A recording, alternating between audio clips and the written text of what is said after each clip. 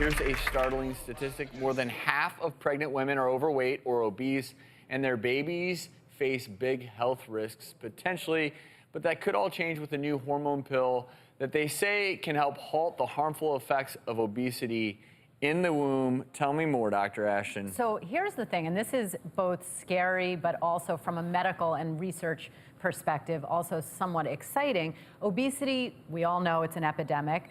There is now a massive amount of research going on that's really looking at the in utero, or what we also call epigenetic influences on the baby's environment, the fetus's environment, and how that imprints for not just the next generation, but shockingly, 2 generations down the road, because there's a lot of data that supports that if a pregnant woman is carrying, let's say, a girl fetus, that girl fetal eggs are exposed to a obesogenic environment in utero, and guess what? That affects her offspring. So now we're talking about 2 generations removed that can bear the brunt of that. So it's not a surprise that now they're trying to target therapies in utero. And it makes it so, when you use the word epigenetics, we have to understand that babies, when they're born, they have so many different genes. Right.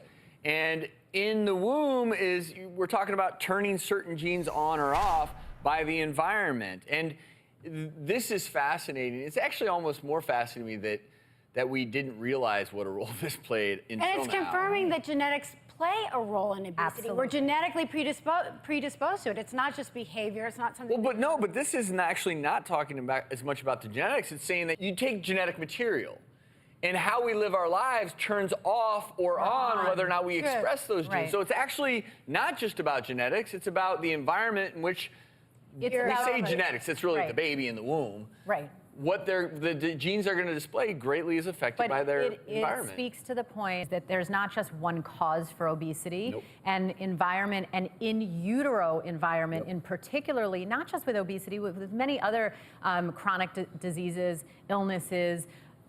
That's very, very important. So you, as a gynecologist that's treating an obese woman that's wanting to get pregnant or getting pregnant, you have a responsibility now to tell her you're going to be harming your fetus, or how do you handle that? In the right way. So as you guys know, and I think our viewing audience knows, I never talk about the social without the medical, or vice versa. And I think that there's a lot of guilt and pressure already placed on pregnant women. They're already a lot of times walking on eggshells. If I do this today, is my baby in 20 years going to be, suffering the consequences? And so we don't want to do anything that increases that stress and pressure, but at the same time, the answer is yes. You have to understand that what you do when you're in your 20s and 30s, and certainly pregnant, is part of the puzzle. But I think that what any woman who's pregnant or considering being pregnant needs to understand is that in OB-GYN, we now assess a recommended weight gain during pregnancy based on the woman's pre-pregnancy weight.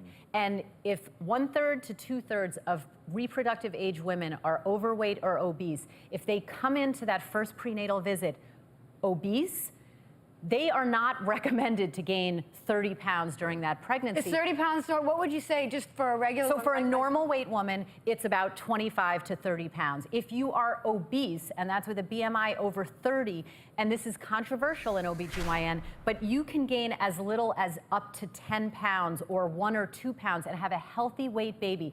We have to remember the baby's a parasite. No weight, barely. The baby is taking what it needs from you. So we don't want women to lose weight while they're pregnant, but you certainly don't need that I'm eating for 2 mindset. Right.